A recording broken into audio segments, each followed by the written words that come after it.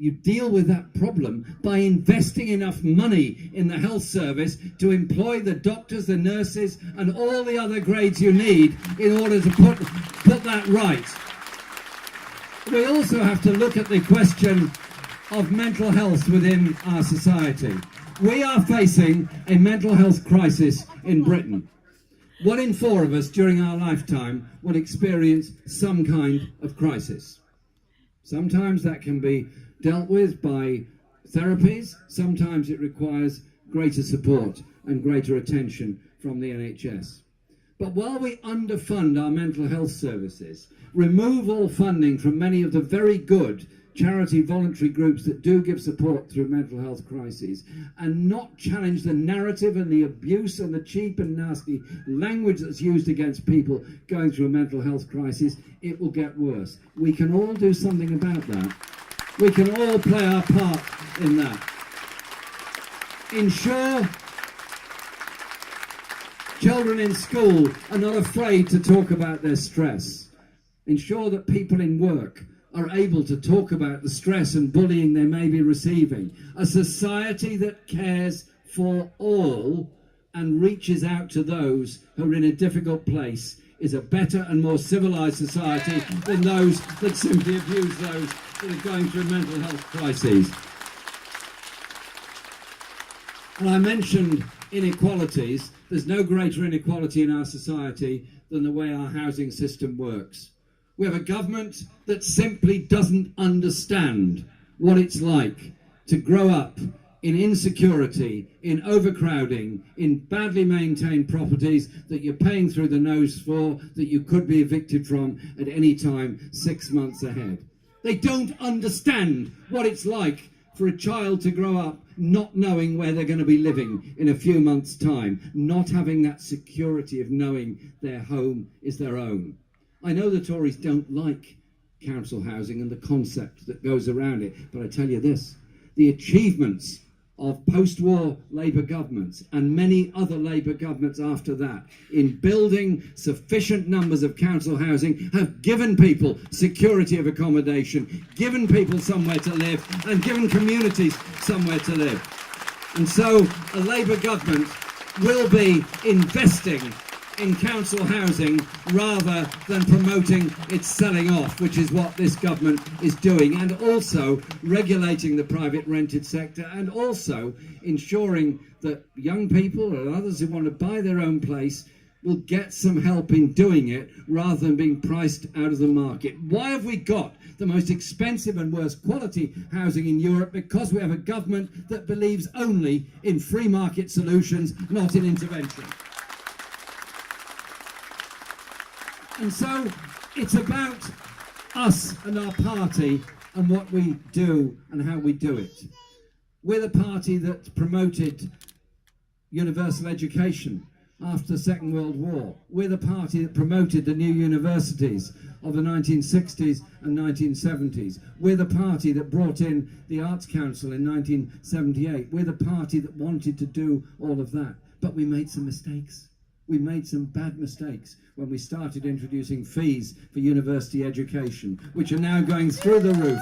The grant system has been ended, and students are now leaving university with debts of up to £50,000. That has to change. Other countries in Europe, not particularly necessarily socialist countries anywhere across Europe, just simply say they don't believe you should penalise people for going to university. You should praise them and recognise we all benefit from somebody that goes to university just as much as we all benefit from somebody that gets a good apprenticeship or a good qualification. Can we treat education as a right for all of us, not a commodity for those that can afford it? It's a philosophy that we have to adopt here. And so people say, well, what has Labour achieved in the past year since that momentous election last year when the leadership was won by us, actually, by all of us who want to see a different and better world? I'll tell you what, we've defeated the Tories 22 times in Parliament. We knocked them back on working tax credits. We knocked them back on forced academisation of schools. We forced them to withdraw the cut of personal independence payments. We've forced concessions out of them on the trade union bill and so many other things. That's because we as a party worked together to achieve it. And that's clearly had a resonance, because party membership has gone up from 200,000 to 540,000 during that period. We're now the largest socialist party anywhere in Europe. We've achieved that because so many people have come together. Because it's what we want to achieve as a party, what we want to achieve as a community. A principle that we don't pass by on the other side when people are up against it. Why have we got a homeless crisis in Britain? Why have we got so many people sleeping on the streets of this country? Is it right? Is it necessary? Is it a proper way of doing things? No, no, and no. It's a question of having a government that wants to invest in housing, which in turn creates jobs in order to deal with that problem, rather than creating a market only to achieve those things. But it's also about fairness across the whole of the country.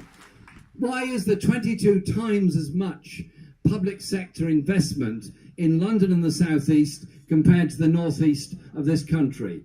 It's a gross inequality. Just as much as it's a gross inequality, the levels of investment in the South West and the North West. There has to be a national investment bank with regional investment banks. John McDonnell has outlined this extremely well.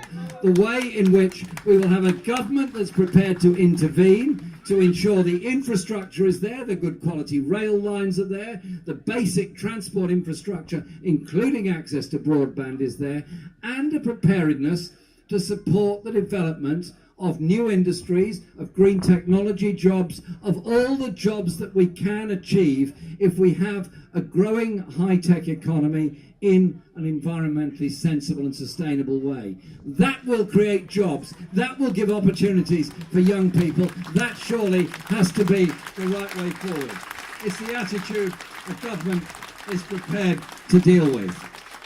So, our party is about uniting people. It is about equality of opportunity at the workplace. It is about an expanding economy. It is about a society of social justice. A pension system that works for all, doesn't penalise women because they didn't work as many years as men, often through childcare, forced to work longer for less in order to get lower pensions. A gender pay gap that has to be closed within our society. Well done, Barbara Castle, on the Equal Pay Act of 1970. Well done, the women of Forwards that struck for equal pay and helped to bring that about. Well done, all those campaigners, but we've got to go a lot further, a lot faster within our society. But I tell you this, after the exit vote in the referendum, a lot of people very frightened, very nervous, not sure what's going to happen. There's been a very disturbing increase in unpleasantness, in hate crime, in racist incidents across our society. I simply say this: blaming a minority for the lack of housing, for the problems of a hospital, for the difficulties of school places, won't actually solve any of those problems. The only way is learning the lessons of the past. When we come together as a society, come together as communities, demanding social justice for all, demanding education for all, healthcare for all, and housing for all, we are not just stronger in ourselves as a community, we also achieve those things and help to reduce the levels of inequality in our society. Our party brings in people from every community because we're determined that every community will contribute and will benefit from the economic expansion that we want to bring out and the kind of decent social justice that we're going to achieve in this country. That is a basic Labour way and a Labour principle. Richard quite rightly talked about other issues around the world.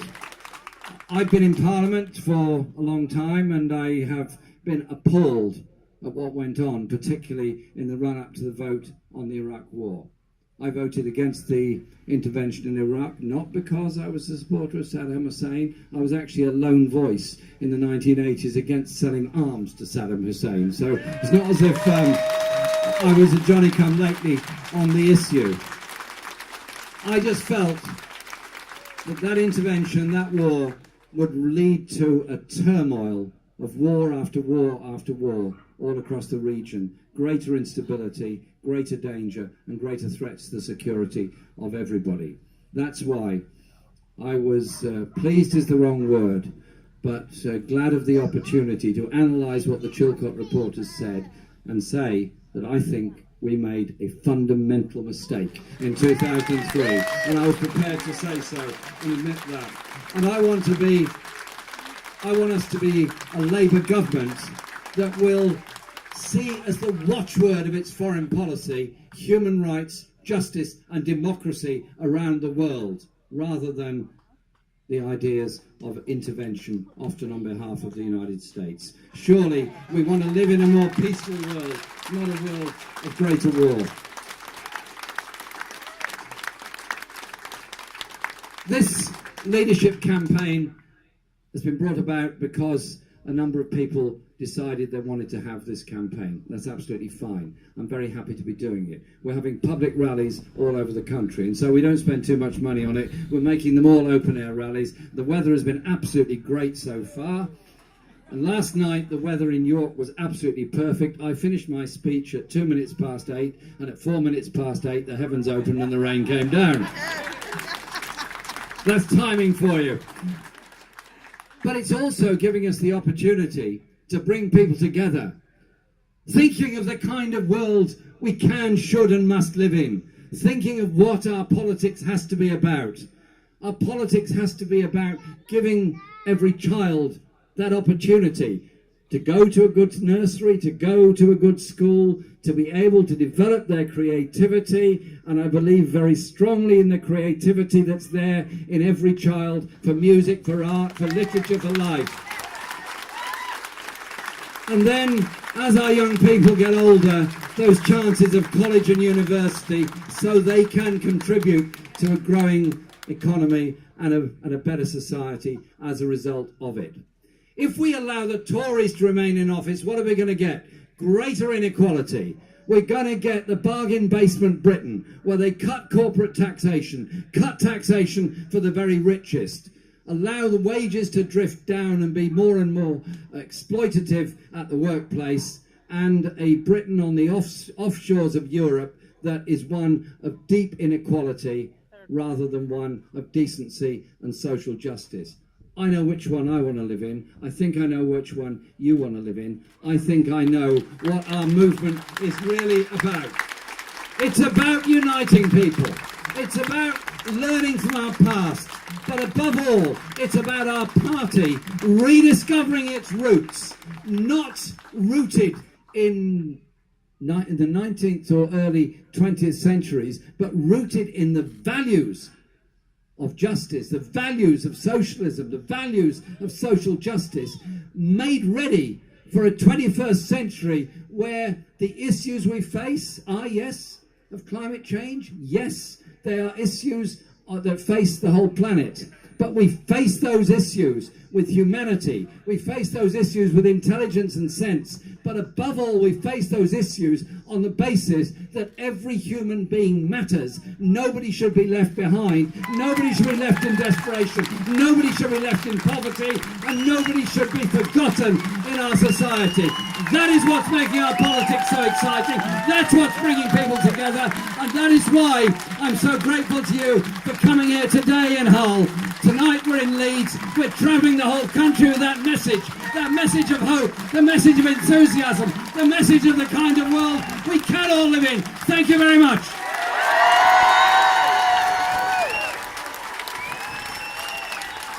Come on, everyone, come on! Jeremy Corbyn, the next Prime Minister! Fantastic, fantastic. Don't all run away. Don't run away. A few things I need to say. First of all,